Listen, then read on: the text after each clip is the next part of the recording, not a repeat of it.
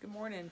Just trying to take advantage of some time this morning before I have to go off the property to do an off the property job that I do, and I have some spinning that I needed to try and work on and get finished hopefully within the next week. I've got about 6 skeins of yarn that I'm going to be working on. I have my Spinolution Mach 3 that I'm going to be spinning off of. I might do a video on this specific wheel. I had purchased it through Erin of craftyhousewifeyarns.com. She's a Spinolution dealer, and I love this wheel. This is a great versatile wheel, and it can help me do a better job, I think, of being able to spin the kinds of yarns that I want in a timely manner. And it's not going to take me forever to get something spun, even though hand spinning is a little bit more time consuming, obviously, than just running to the store and buying something. But what I have here is a little 1 ounce ball of yarn that, ball of fiber that will eventually become yarn. And this is how it was sent to me so that I could spin this up and just undo the ball. And one of the things that I do is you kind of carefully open it up because it gets sort of mashed together, and then you can kind of see how like some of it's thicker like in through here, and then some in through here is real thin. I try to spread it out and make it so it's a little bit more uniform in density.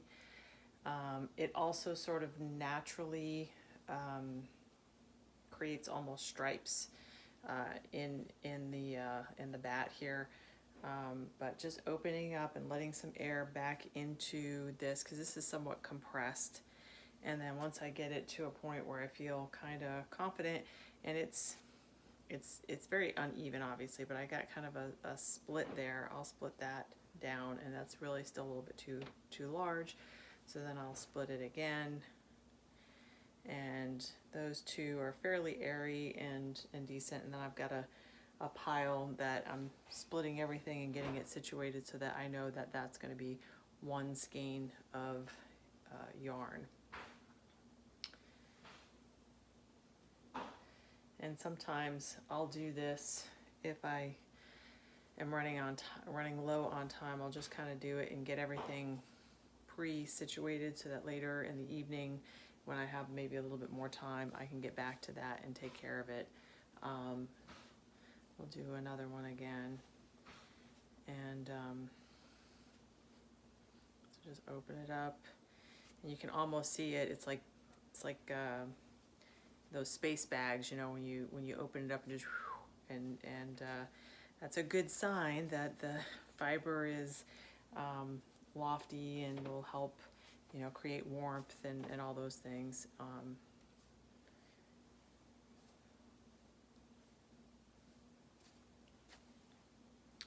I'm spinning this a worsted weight single, and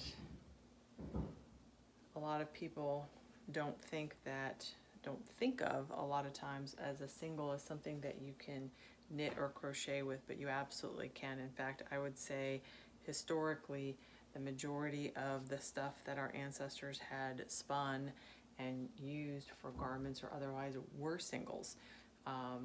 That spinning thinner for a double ply or a triple ply, although is nice, and you'll see the majority of that stuff in the store, those things are all being done by machines, and it takes a tremendous amount of time to spin up pounds of yarn and then be able to create a garment.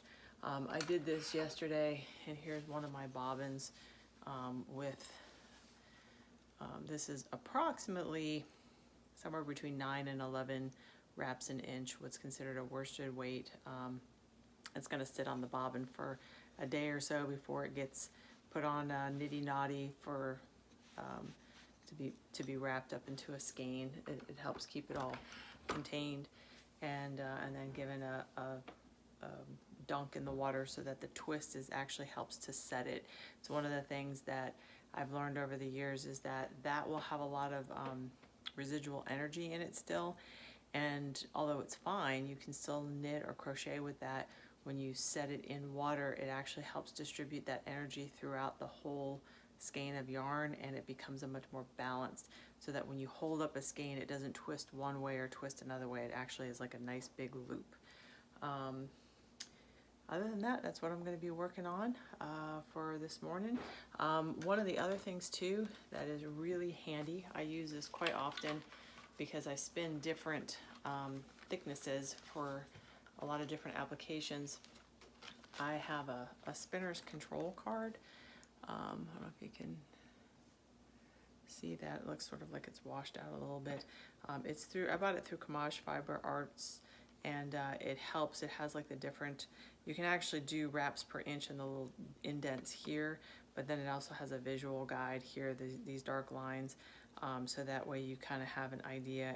And we have a lot of different traditions throughout the world of what a thickness of a yarn is called, worsted weight or fingerling or whatever, and so it kind of has all that stuff listed here as well. So if somebody says, oh, I'm looking for bulky, well, this is the range of what bulky is.